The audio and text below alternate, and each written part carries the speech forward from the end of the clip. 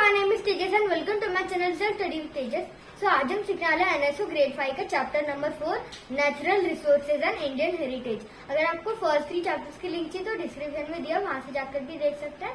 तो चलो चैप्टर 4 को सॉल्व करना शुरू करें। So first question, the given picture shows that air dash. तो यहाँ पर एक डार्क रूम दिया है और उधर एक कवर्ड विंडो जिसमें एक छोटा सा होल है जहाँ से लाइट रेज अंदर आ रही है। और यहाँ पर हम देख सकते हैं कि यहाँ पर लाइट के साथ साथ एयर भी आ रही है जिसमें डस्ट है। So the given picture shows that air has dust. So मतलब contain dust. So option is our correct answer. And now let's move to the second question. Select the correct statement regarding natural resources. So A, they can never be exhausted. So कुछ कुछ natural resources exhaust होती हैं, कुछ कुछ नहीं होती हैं। That depends. जैसे फॉसिल फ्यूल एग्जॉस्ट हो सकता है, वाटर कभी एग्जॉस्ट नहीं हो सकता है। तो मतलब हमारा जो है ऑप्शन इनकरेक्ट हुआ।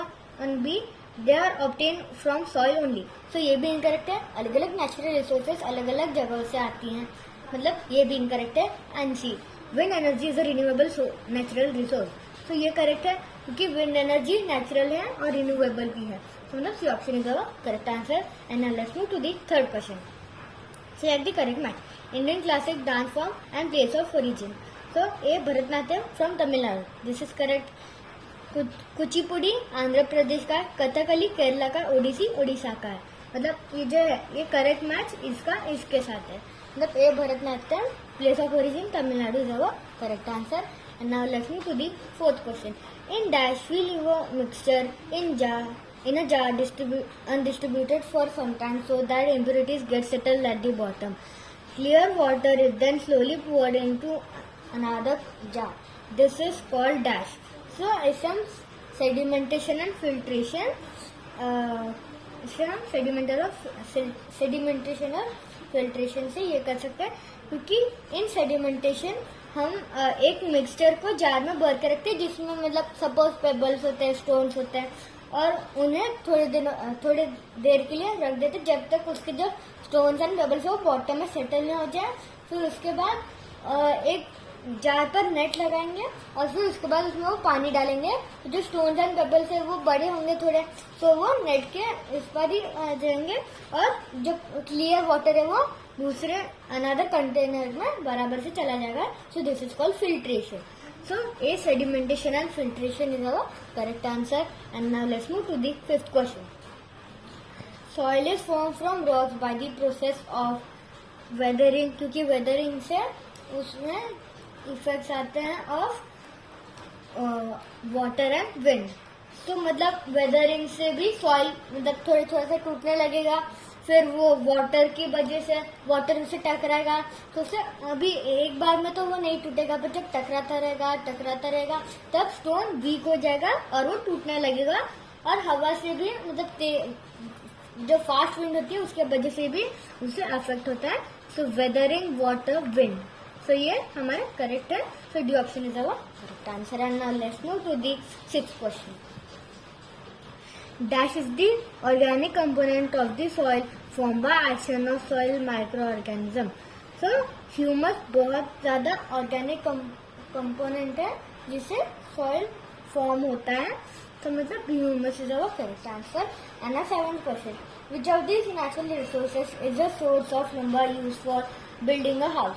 So ये जो होता है lumber का जो source होता है वो mainly trees होता है जो यूज होता है हाउस बनाने के लिए। तो मतलब हमारा सी, ट्रीज ऑप्शन जो वो correct answer. So 8th question, refer to the given figure, the rock P can be dash. So यहाँ पर रॉक पी को एक अच्छा डेफिनाइट शेप दिख रहा है, मतलब वो फ्लोटिंग रॉक है। और फ्लोटिंग रॉक यहाँ पर इन ऑप्शन में से प्यूमाइस है, क्योंकि प्यूमाइस रॉक को एक अच्छा शेप होता है जिस वजह से वो पानी में बहुत दूर तक आसानी से फ्लोट करके जा सकता है। B, Pumice is our correct answer. And now 9th question. They pushed the plung of syringe completely and dipped its needle in water. Then she slowly pulled the plunger while its needle was still immersed in water. Select the correct statement regarding this. A, water will move in the syringe when she pushed the plunger due to air pressure. So ये incorrect है. And B, when she pushed the plunger down, all the air moved out, creating an empty space in the syringe. हाँ ये correct है, क्योंकि अगर वो उसे ऐसे पुश करेगी तो उसकी जो एयर है वो आउट हो जाएगी और एक एम्प्टी स्पेस बन जाएगा. और अब यहाँ पर क्या है, C air outside the syringe exerted pressure on water causing it to move in when the plunger is pulled up. So ये भी करेक्ट है, मतलब B और C. So means D, both B and C are the correct answer. And now let's move to the 10th question. So यहाँ पर हम देख सकते हैं कि यहाँ पर हमारा जो है सबसे पहले 10th का which of the following statement is correct. So यहाँ पर सबसे पहले क्या है, A, coal is the most abundant fossil fuel on earth. So ये करेक्ट है, क्योंकि कोल अभी बहुत जल्दी खत्म होने वाला, तो वो abundant हो चुका है. So means the option is our correct answer. And now let's move to the 11th question. So study the given figure carefully.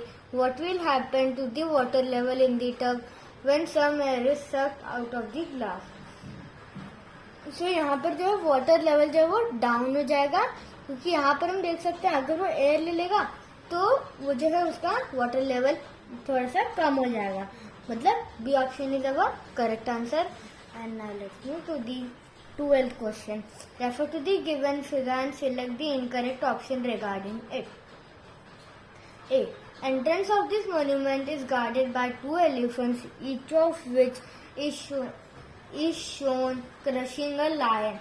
So this is correct. और ये monument जो है ये सन टेम्पल है ऑफ ओडिशा. सो यहाँ पर इसका एंट्रेंस ऐसा ही है एकदम, मतलब ये करेक्ट है. सो A option is our correct answer. And now let's move to the 13th question. Select the correct statement. First, forest control floods and landslides.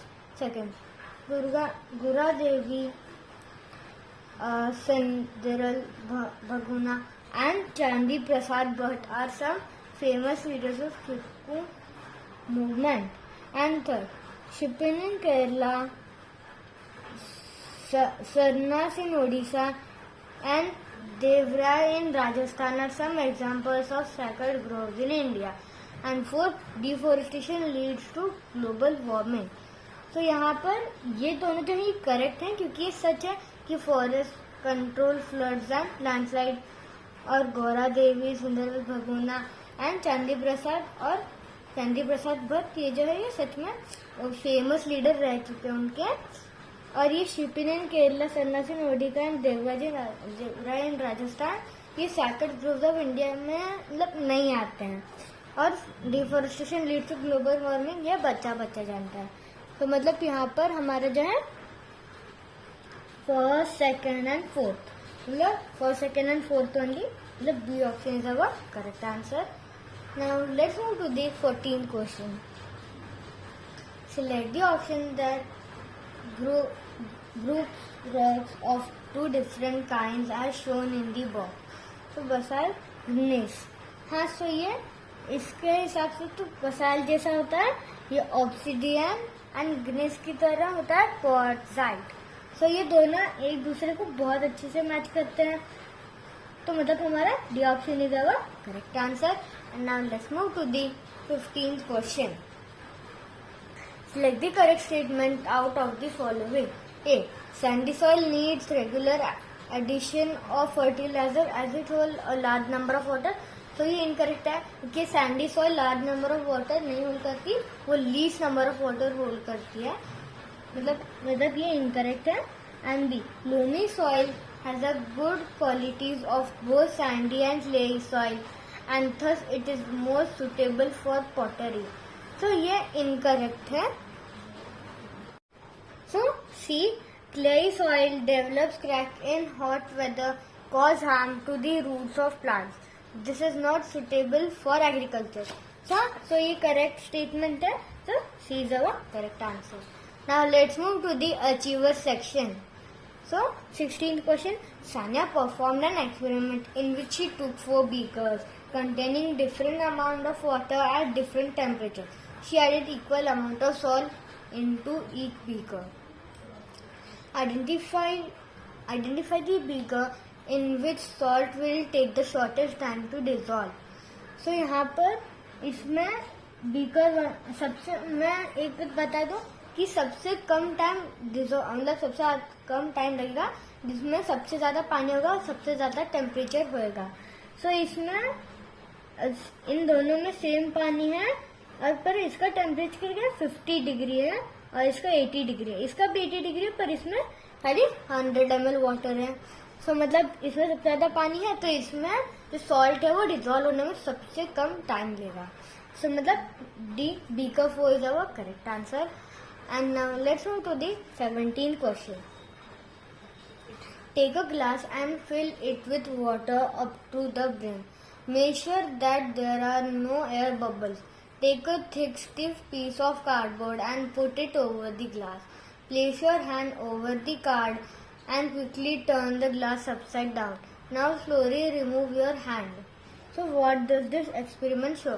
So इस ग्लास के अंदर जो एयर प्रेशर था वो बाहर के एयर प्रेशर से कम होता है। इसका मतलब क्या हुआ?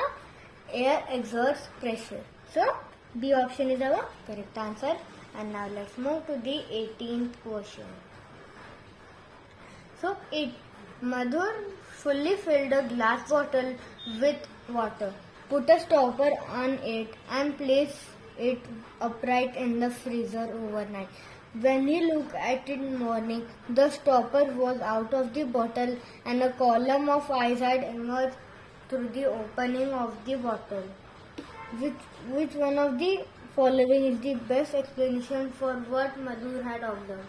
So A, the bottle had contracted when it was put in the freezer and water could not longer fit into it. So ये तो गलत है क्योंकि उसके फ्रीजर में रखा, पर ये स्टेटमेंट ओवरऑल गलत है.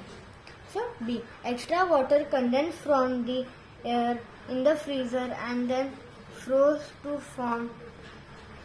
form the column of ice. तो इसमें कंडेंसेशन का ये थोड़ा सा बराबर है पर ये गलत है. Now see, the bottle and stopper had contracted, allowing the water to pour out and form the ice column.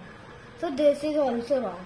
And D, the volume of water has increased when the water froze, forcing the stopper out of the bottle and forming the column of ice. तो ये correct है क्योंकि वो जब उसका ये increase हो गया था, वाटर फ्रोज होने पर थोड़ा ऊपर आ जाता है, इस वजह स्टॉपर उसके बाहर आ गया और एक कॉलम ऑफ आइस तैयार हुआ.